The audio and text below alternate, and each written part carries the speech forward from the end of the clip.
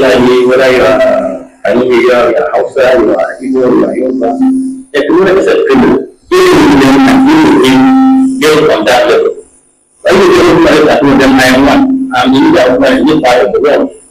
And then you say I'm also a criminal, or a bandit, a kidnapper. But these are issues that we need to talk about. We don't know everything backgrounds, we are part of that. And not on our is the only time. So we are not all the time.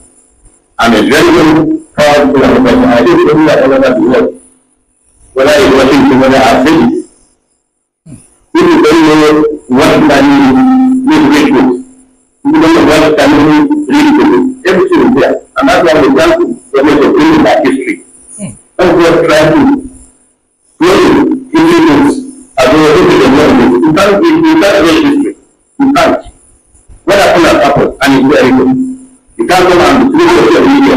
Ọmọ Yorùbá àti ìfìnà tó lè sùn àwọn Fúlàní mọ̀ ti kógun wọlé wọ́n ti kógun wọlé o ẹ má jẹ́ ká dó tẹ́tẹ́rẹ́ o ṣé tí ayò tá ń pa fún yín àwa ń sọ fún yín pé àwọn pípù iṣẹ́ wọn ò mú léré fún wa ọmọ Yorùbá àwọn Fúlàní ò mú léré fún wa o ṣé ẹ gbọ́ ọ̀rọ̀ tí mo play níbẹ̀rẹ̀ ètò mi kí tó bẹ̀rẹ̀ sí sọ̀rọ̀ ara information mo mú wá fún wa nìyẹn o two information mo mú wá fún wa ọ̀kan lára information yẹn ni mo fi bẹ̀rẹ̀ ètò mi yìí ọmọ Yorùbá ẹ̀kejì ẹ mọ̀ rí lórí amóhùnmáwòrán ọmọ Yorùbá ẹ bá wa pín ètò yìí kó lọ dáadáa ẹ bá wa pín ètò yìí kó lọ kan àwọn àgbààgbà Yorùbá lára àwọn pípù ti wọlé ogun ti wọlé àwọn Fúlàní wọ́n ti kó èrò ọjà ogun wọlé ọmọ Yorùbá ẹ jẹ́ ká jí lójú oorun wa ẹ má jẹ́ ká dúró tẹ́tẹ́rẹ́ mọ́ ẹ má jẹ́ ká sùn para mọ́ gbogbo ariwo tí bàbá wa Sunday Adéníyì Adéyẹmọ ń pa náà ni o bàbá wa Sunday Adéníyì Adéyẹmọ ń pariwo tán wípé àwọn ọmọ Yorùbá ẹ má jẹ́ ká sùn ẹ jẹ́ ká dìde ká jà fún wa báwọn Fúlàní ṣe ń pa wá ó ti pọ̀ jù bí wọ́n ti ń jí wá gbé ó ti pọ̀ jù kí ló dé ọmọ Yorùbá jẹ́ ká fìmọ̀ ṣọ̀kan àsìkò ti tó ká fìmọ̀ ṣọ̀kan ẹ má jẹ́ ká dúró tẹ́tẹ́rẹ́ mọ́ ẹ má jẹ́ ká wo àwọn Fúlàní níhàn tí wọ́n gbalẹ̀ wá lọ́wọ́ wa ogun mọ̀ ti wọlé àwọn Fúlàní mọ̀ ti kógun wọlé eléyìí kì í máa ń ṣe àrísọ mọ́ kì í ṣe àrísọ mọ́ o kọ̀ǹfàmù ni ọ̀rọ̀ tí mo ń sọ yìí o ọ̀rọ̀ tó ń ṣẹlẹ̀ lọ́wọ́lọ́wọ́ báyìí òun la mú wẹ́tì gbọ́ yìí o ẹ̀yọ́mọ Yorùbá ẹ tètè gbáradì ẹlẹ́mọ̀ jẹ́rẹ́dọ́ àdẹ̀fọ́ ogun ti dé àwọn Fúlàní ti gbógun wọ̀lú wọ́n ti kógun wọlé Yorùbá wọ́n fẹ́ fagídí gbalẹ̀ Yorùbá mọ́ wa lọ́wọ́ àsìkò tá a fìmọ̀ ṣọ̀kan láwà yìí ẹ̀yin ọba wa ẹ mọ́ sàtún para mọ́ ẹ mọ́ sàtún pìyè mọ́ àwọn Fúlàní ti gbógun wọlé wọ́n ti kógun ogun lẹ Yorùbá pátápátá ni wọ́n ti kógun wọ o eléyìí ṣe stéèjì kan mọ́ o kì í ṣe ìlú Ọ̀yọ́ nìkan mọ́ o kì í ṣe Lagos state nìkan mọ́ o kì í ṣe Èkìtì nìkan mọ́ o kì í ṣe Ògùn state nìkan mọ́ o bẹ́ẹ̀ ni kì í ṣe Ọ̀ṣun nìkan mọ́ o gbogbo ilẹ̀ Yorùbá wọ́tá ni wọ́n ti kógun wọ o ọmọ Yorùbá gbogbo ilẹ̀ Yorùbá pátápátá làwọn Fúlàní ti kógun wọ fọ́nrẹ́ irinṣẹ́ àti èròjà àti mọ́tò tí wọ́n kó wọlé òun lẹ̀ rí lójú àmúwáwòrán tí ń lọ yìí ọmọ Yorùbá tó wá dá ká fi iná sí òrùlé sùn tó dá ká jùlọ tẹ̀tẹ̀rẹ̀ ká mọ̀ wọ́n níran kó sì gbalẹ̀ bàbá wa lọ́wọ́ wa ọmọ Yorùbá tó dá káwọn pípù iṣẹ́ kí wọ́n kógun wá jà wá kí wọ́n ti gbalẹ̀ wa lọ́wọ́ wa tó dá bẹ́ẹ̀ à ń pariwo fún gbogbo ẹ̀yọ́ ọmọ ọkọ Yorùbá tẹ́ ẹ fẹ́ ìtúsílẹ̀ ìran Yorùbá ẹ dìde ẹ jẹ́ ká bẹ̀rẹ̀ sí máa pariwo láti ìsìn lọ wípé àwọn Fúlàní wọn ti gbógun wọlé ẹ jẹ́ ká jẹ́ káwọn gómìnà sọ àwọn mọ̀ ẹ jẹ́ ká jẹ́ káwọn sẹ́nítọ̀ sọ àwọn mọ̀ ẹ jẹ́ ká jẹ́ káwọn representative wa kí wọ́n mọ̀ wípé àwọn Fúlàní ti kógun wọlé, wọ́n ti kógun wọlé. Bàbá wa Sunday Adéníyì Adéyẹmọ, ariwo tí wọ́n ń pa iná ní gbogbo àwọn tí wọ́n ń pa wípé oyè tó kára rò ó mọ̀ wá kára ẹ̀dẹ, àmọ́ lọ́wọ́ tá a wà yìí ó ti ń kára ẹ̀dẹ o. Àwọn Yorùbá ó ti ń kára ẹ̀dẹ, oyè tó kára wó ó ti ń kára, ó ti padà kára ẹ̀dẹ báyìí. Ìyẹn la fi ń pariwo síta fún ẹ̀yin èèyàn wa. Ẹ jẹ́ ká fìmọ̀ ṣọ̀kan, ẹ jẹ́ ká fìmọ̀ ṣọ̀kan, ká gbárùkù tira wa.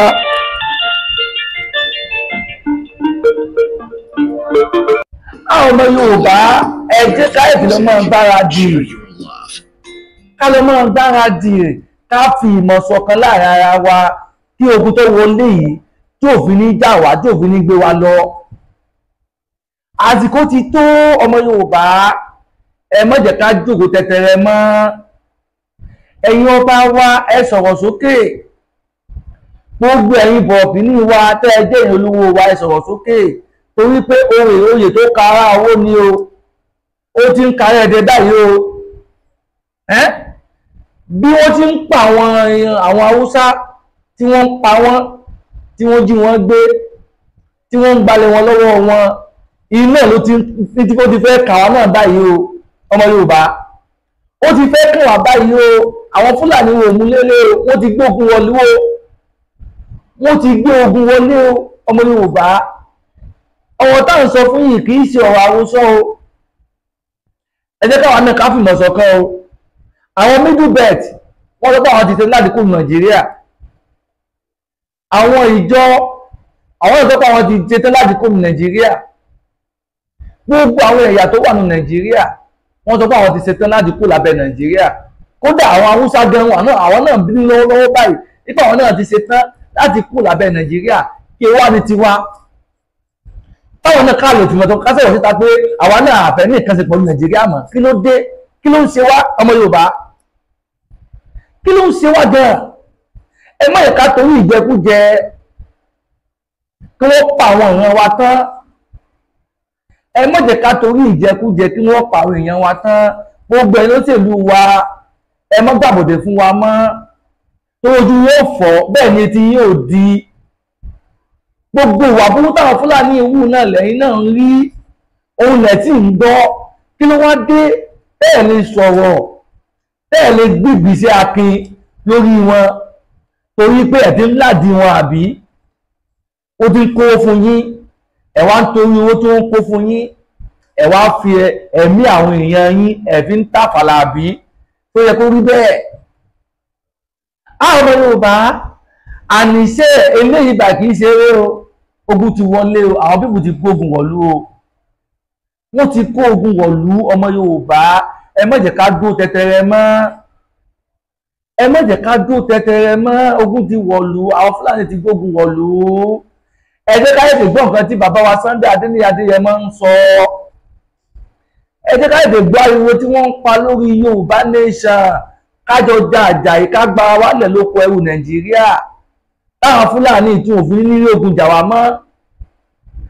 Ariwo tí bàbá wa emeritus Professor Banji Akíntóyè ọ̀jọ̀gbọ́n tí wọ́n ń pa nípa self-determination, ẹ tètè ká gbọ́ nǹkan tí wọ́n ń sọ, ká gbárùkù tì wọ́n.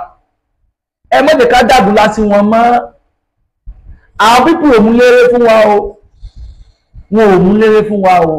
Lọ́wọ́ tí wọ́n wà yìí wọ́n wá tógúntógún ní o, wọ́n wá tìjàtìjà ní o.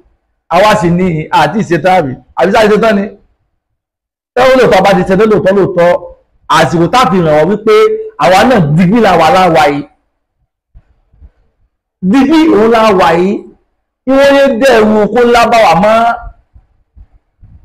Kò sí ìpẹ́tà àti ìrí ẹ̀rù ogun ọ̀bà wa, ẹ jẹ́ ká fi yé wọn pé ẹ̀rù ogun ọ̀bà ọmọ Yorùbá tó ọmọ aládé ni wá, kò yẹ ká sáfógun, kò yẹ ká sáfógun wọn. Mélòó ni Fúlàní wọn ò tó nǹkan, àmọ́ láìpẹ́ ẹnu wọn ò kò, ẹnu ọmọ Yorùbá ò tí ì kò lọ́fàá ní ojú òbá wọn jẹ́ nǹkan ni. Tí ẹni wọn bá fi lè kò tá a fi ìmọ̀ ṣọ̀kan, wọn ò bí pọ̀lẹ́pọ̀lẹ́ bàbá láwọn dáa. ta tó gbé náà ojú ẹkùn ta nítọ̀hún wọn bí wọn dáná wọn ò bí wọn dá òun làbí ń parọ́ fẹ̀yìn èèyàn wáyé pé ẹ jẹ́ ká fìmọ̀ ṣọ̀kan àsìkò tá fìmọ̀ ṣọ̀kan láwà yìí ká fìmọ̀ ṣọ̀kan pẹ̀lú bàbá wa Sunday Adéyẹmọ ká fi ìmọ̀ ṣọ̀kan pẹ̀lú bàbá wa Emeritus Professor Banji Akíntóyè láti ìjà ìlájàyè láti rí pé a kó àwọn èèyàn wa kó lóko ẹrù Nàìjíríà tó ń lóko ẹrù Nàìjíríà lára wa o ẹ bẹ́ẹ̀ káwọn èèyàn parọ́ fún wa o ẹ mọ̀jẹ̀ káwọn èèyàn parọ́ fún wa o òdodo ọ̀rọ̀ òun là ń sọ fúnra wa àsìkò tá a bára wa sòdodo ọ̀la láwà yìí ọmọ Yorùbá ẹ jẹ́ ká wake up ẹ jẹ́ ká wake up ẹ jẹ́ kí n play ohun yẹn tán tí n play ohun yẹn tán kí n tún bẹ̀rẹ̀ láti ṣẹ̀bẹ̀rẹ̀ kí ẹ tún farabalẹ̀ gbọ́ ohun yẹn dáadáa kẹ́ ẹ gbóhùn yẹn dáadáa torí ètí ń bọ̀ yìí èyí tá à ń sọ fún yìí kì í ṣe o. whether you are Kanuriya, you are Hausa, you are Igbo, you are Yoruba, everyone is a fellow. Even them and even get on that level. When you tell people that them I am one, I'm in this part of the world. I am one. And then you say I'm also a fellow or a bandit. Ẹgbẹ́ ẹ̀fẹ̀ tí ń sọ̀rọ̀ yìí ẹgbẹ́ ẹ̀ tí ń sọ̀rọ̀ yìí ẹ bá wa pé ìdókòó lọ dáadáa oyún bìkẹ́ ẹgbẹ́ ẹ̀ tí ń sọ̀rọ̀ yìí ẹ̀yìn ẹ̀wà tẹ̀ ń wà ní tẹ̀ ń gbọ́ wa. But these are issues that we need to talk about. We don't know ethnic background, no, we are part of that. No matter how much is the only time. So we are more problem of that. I'm a very, very proud to have been. I didn't know that all over the world. Whether it's Washington, whether I've been. People don't know what can be read books. People don't know what can be read books. Everything is there. And that's why we want to bring it back history. That's what trying to close history books. As well as look at the moment. You can't read history. You can't. What happened has happened, and it's terrible. You can't come and do social media. But that's one terrorist organization, social media. Social media is a terrorist organization. What they do, ara àwọn ìfowópamọ́ tá a mú wá fún èèyàn wa ló fà á tí sọ́tà òtókótó tó fi ń pe Facebook ní terrorist organization. Ara àwọn ìfowópamọ́ tá a mú wá fún yín nìyí o. Ara àwọn ìfowópamọ́ tó jẹ́ ní tá a mú wá fún yín òun ló ń ta wọ́n lára òun ló ń jó wọn lára tí wọ́n fi ń ké káàkiri. Wọn ò ti mọ̀ pé wọn ò tí ì yìn kankan àìsẹ̀ mẹ́yẹ́bò lápò ni àníṣe gbogbo ìwà àbúkú táwọn pípù ń wù ní àwa láàmú export ẹ̀ síta láti káwọn èèyàn ó rí kó lè bá mọ̀kan tí wọ́n ń bọ̀ kó lè bá mọ̀kan tí ń bọ̀ sílẹ̀ Yorùbá ọmọ Yorùbá. This is time to wake up. This is time to unite. Yorùbá nation la fẹ́. We don't be part of Nigeria anymore. We are tired of one Nigeria. We are tired of one Nigeria. Ọmọ Yorùbá, àsìkò tí a fi ìmọ̀ ṣọ̀kan táàrí wípé Nàìjíríà yìí ó pín tí yẹ́lẹyẹ̀lẹ. Ìgbò lọ́lọ́ tiẹ̀. Haúsá àbí Fúlàní wọ́n lọ́lọ́ tiwọn. Àwọn ọmọ Yorùbá náà, àwa náà á lọ́lọ́ tiwa. Á lọ mọ dá ìjọba tiwa ṣe fún ara wa. Ìgbà náà kan wọ́n balẹ̀. Gbogbo ẹwọ́ tá à ń pa pé àwọn Fúlàní ti wọlé wọ́n ti jí àwọn èèyàn gbé ní báyìí wọ́n ti jí àwọn èèyàn gbé ní báyìí tí a bá dá dúró orílẹ̀-èdè ariwo yẹn ò ní sí mọ́. ẹ̀yin èèyàn wa ẹ̀yin dáàdì bàbá iná mi wa gbogbo ọmọ Yorùbá káàkiri àgbáláyé ọ̀rọ̀ tá à ń sọ yìí ẹ má dágun lásì ẹ má dágun lásì ẹ má jẹ́ ká dáadáa bàbá Professor Banji Akíntóyè nìkan. Ẹ má jẹ́ ká dáadáa bàbá wa Sunday Adéyẹmọ nìkan ọ̀rọ̀ tó wà nílẹ̀ ọ̀rọ̀ gbogbo ọmọ Yorùbá ni ọ̀rọ̀ gbogbo ọmọ Yorùbá ni ẹ jẹ́ ká jọ já àjà yìí lẹ́ẹ̀kan náà tí a bá fi ìmọ̀ ṣọ̀kan tá a panupọ̀ tá a tọ̀ tójú kan á jàjà lájàyè àwọn Fúlàní wọn ò tó nǹkan tí wọ́n ń pera wọn ọmọ Yorùbá Elédùmarè gbọ́ wọn ò tó nǹkan tí wọ́n ń pera wọn tí àní wọn bá kù tá a fi ìmọ̀ ṣọ̀kan tí ọkà bá ti wájú paramọ́lẹ̀ tẹ̀lé ṣèbé tó ń wọ́pọ̀ lẹ́yìn tá a bá fèsì wọn wọ́n sáré kàbàkàbà ni àmọ́ àmọ́ nǹkan tí ń ṣe àwọn èèyàn wa kọ̀ọ̀kan torí ìjẹ́rẹ́ tó ti ń jẹ lábẹ́ Fúlàní yìí kò jẹ́ kí wọ́n gbọ́n kò jẹ́ kí làákàyè wọn sí kò jẹ́ kí wọ́n mọ̀ pé àwọn Fúlàní ogun Fúlàní ti wọlé ó ti ká wa mọ́nú ilé nígbà tó ń pẹ̀lú kò tí ì mọ̀ kàn wọ́n lọ́fàá tó bá ti ń kàn wọ́n tí wọ́n bá ti ń wọlé lójú wọn gbélé ọkọ̀ kan ní tí wọ́n gbélé lórí ọkọ̀ kan ní bóyá gbà náà wọ́n mọ̀ pé ariwo tá à ń pa kìí ṣe wọ́ àwọn òpó ariwo tá à ń pa kìí ṣe wọ́ àmọ́ lọ́dọ̀ tí wọ́n irọ́ sì ni wọ́n fi ń pè é tó bó kò tí ìṣẹ̀lẹ̀ sí wọn ọmọ Yorùbá tó yẹ kó rí bẹ́ẹ̀ òun làbí ń pariwo àwa mẹ̀kúnnù tí wọ́n ń jí pé tí wọ́n ń pa àwa gangan la nídìí láti pariwo síta láti jà fẹ́tọ́ wa torí wọ́n ń fi ẹ̀tọ́ wa dùn wá kò yẹ ká dákẹ́ ẹ jẹ́ kí n play òun náà tán kí ajọmọ gbọ́rọ̀ lọ mọ́ bẹ̀rẹ̀ mọ́ wọ̀nyí ní gbogbo ẹ̀dẹ̀ dàbọ̀ lórí ètò ẹ bá wa pé ètò yìí kọ́ lọ dáadáa ẹ dìbò gbàgbé láti bá wa subscribe lórí YouTube channel wa tẹ̀lẹ́gbọ́ Ibiyemi TV ni ẹ bá wa subscribe torí ẹ̀ tẹ̀lẹ́gbọ́ ẹ ti comment lábẹ́ ẹ bá wa comment káwọn ẹ̀ka gbé opinion yìí ẹ mọ̀ dáadáa wa nìkan ẹ ṣe gan ni. And process story and you clear that is true. So social media is a tool of knowledge that will not segment. Today journalist was deal with this travel polarization for social media. So I don't think it will be happening either on the platform or other places. There are other video clips of places that we saw of so-called manner killing innocent children from their abuse. How on earth can any person claim he did it on behalf of Islam? It's not Islam. It's tyranny. It's madness. And such people will be dealt with. The same people who take force, they work in the public square and kill 100 times for everyone to see their affect. Then those children, they are also killed. We don't support that. What we do in no possession, we will try to discuss this issue. But traditional leaders, some of us in various places, negate the Ulama and other stakeholders and want this group of rights. What do we need to do? So that nothing can move what we need to do. If we need to come, we should be able to program some of those things. And also take this as some of the people. We discuss it with close protection, how we are working. But I think one of the ways is for us to take it off personally in our various emirates, in our chiefdoms and whatever. See how we can bring some of these issues to an end. Because it's very embarrassing to see such people. I think if you check their mental state, I believe 85% of these people are mad. ọmọ Yorùbá àwọn pípù yìí ṣe wọ́n mú owó bọ́yá àwọn làwọn gbọ́n jù ní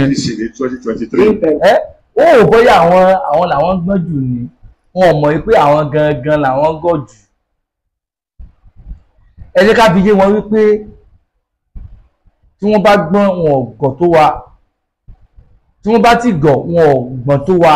ọmọ Yorùbá àwa gangan lájàjà yìí ẹ jẹ́ ká dìde ká gbára wálẹ̀ lọ́wọ́ ogun Fúlàní. ọ̀rọ̀ tó wà nílẹ̀ yìí ọ̀rọ̀ gbogbo ọmọ Yorùbá ni o kìí sọ ọ̀rọ̀ ẹnìkan o ọ̀rọ̀ gbogbo ọmọ káàrọ̀ òjíire ló wà nílẹ̀ yìí o ọmọ Yorùbá. ẹ má jẹ́ ká dáadáa àwọn bàbá wa emeritus Professor Banji Akintoye nìkan o ẹ má jẹ́ ká dáadáa bàbá wa Sunday Adéníyì Adéyẹmọ nìkan o àti àwọn àgbààgbà tó kù tí wọ́n fẹ́ kí ìran Yorùbá ó gba ìtúsílẹ̀ tí wọ́n fẹ́ kí ìran Yorùbá ó gba òmìnira. àwọn nǹkan tí ń ṣẹlẹ̀ yìí òun náà ló fà á táà fi ń sọ wípé ṣe dandan lá ọmọ Yorùbá bọ́lọ̀ kó lábẹ́ Nàìjíríà torí Nàìjíríà kò mú ìdàgbàsókè wá fún wa rárá láti ìpìlẹ̀ ẹ̀ṣẹ̀ Nàìjíríà ni ìdùnnú àtayọ̀ òdì ṣẹlẹ̀ sí ìran Yorùbá mọ́. Nígbà tí bàbá Awólọ́wọ̀ tí wọ́n ti ṣe prime minister, eku ilẹ̀ Yorùbá kó kébé eku náà, ẹyẹ ilẹ̀ Yorùbá fọ̀n bí ẹyẹ náà, ọmọ èèyàn ilẹ̀ Yorùbá fọ̀n bí ọmọ ènìyàn. Nígbà tí bàbá wa Awólọ́wọ̀ tí wọ́n ṣe prime minister, ilé ẹ̀kọ́ ọ̀fẹ́ wà, ilé ìwòsàn ọ̀fẹ́ wà, iṣẹ́ ó wà lẹ̀ jantirẹrẹ.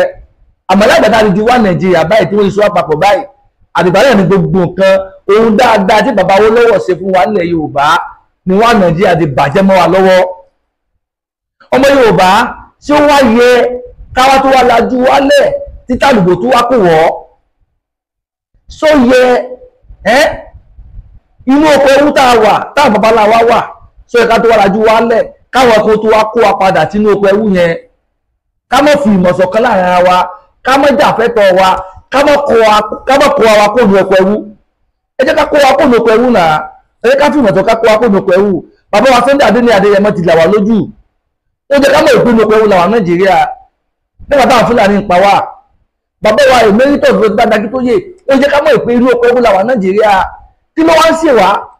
Kí ló ń ṣe ọmọ Yorùbá? Kí nǹkan tí ń wọ̀ ní wa? Ẹ jẹ́ ká gbọ́rọ̀ tí àwọn bàbá yìí sọ, ẹ jẹ́ ká gbọ́rọ̀ tí àwọn bàbá méjèèjì yìí sọ. Ìran Yorùbá ó jẹ wọ́n lógún, ìfẹ́ ìran Yorùbá jẹ wọ́n lógún. Ìjà ló sì ń jà ìkéde tí wọ́n ń jà fún nǹkan tí wọ́n nìkan, gbogbo ọmọ Yorùbá ni wọ́n ń jà fún. Kí ló wá dé tàbí bá wù tí wọ́n? Kí ló dé tàbí pé nǹkan tí wọ́n ń sọ? Ọmọ Yorùbá, this is time to unite, to fight for our right. This is time to unite, to fight for our right. Self-determination is our right. Ẹ̀mẹ́ káwọn kan tàn wá, ẹ̀mẹ́ káwọn kan ti sì fún wa. Ọmọ Yorùbá, èyí tá ní ká wíwó ti gbọ́ ilé yìí o, ẹ ti mọ́ gbàgbé mega rally ń bọ̀ lọ́nà. Ọmọ Yorùbá, mega rally is loading, ó ń bọ̀ lọ́nà. Ẹ jẹ́ ká lọ mọ́ gbáradì, ẹ jẹ́ ká lọ mọ́ múra. Tí àdìgbò bá tó, ká túyáyá, ká jáde with one force, ká jáde with one voice, kó lè bá mọ̀ pé lóòótọ́ àsìkò yìí tó fún ìran Yorùbá láti dá dúró. Ṣẹ́dígbọ́ ẹ ṣé gan ni. Ètò náà oníjù báyìí lọ átùbà tùṣẹ́ fún wa o. Ojú tẹ̀ fún wọ́n ojú lónìí fọ́ ẹni olùfẹ́ wa, bẹ́ẹ̀ sì lè tẹ̀ fi ń gbọ́ wa etí náà ní di o. Ọwọ́ tẹ̀ bá wa pín ètò yìí tó fi lọ dáadáa ẹni fọ́ ọ̀nà gbọ́mọ sí o. Bẹ́ẹ̀ ni àwa lámọ̀ wa ẹ̀yin náà láti ìmọ̀dé bá láti Èdùmàrè. Ṣẹ́dígbọ́ ẹ ti mọ́ gbàgbé ẹ bá mi subscribe tó YouTube channel mi. Ṣẹ́dígbọ́ ẹ bá mi subscribe mu ẹ lè fẹ́ràn sí mi. Gbogbo ẹni tí ẹ bá wù láti wá polówó ọjà lórí channel mi, àyè wà fún yín o, ẹ kàn sí mi. Ṣẹ́dígbọ́ ẹ kàn sí mi. Nọ́mbà mi náà ni mo fẹ́ drop yìí 01 69 61 89 80 05 plus 229 01 61 89 80 05. Nọ́mbà mi nìyẹn lórí WhatsApp only. Ṣẹ́dígbọ́ ẹ kàn sí mi, bàbá ìṣèpolówó ọjà yín. Ṣẹ́dígbọ́ ajé ó ti bùgbàjẹ́, ẹ ṣé gan ni o. Orílẹ̀-èdè Yorùbá ní kíákíá.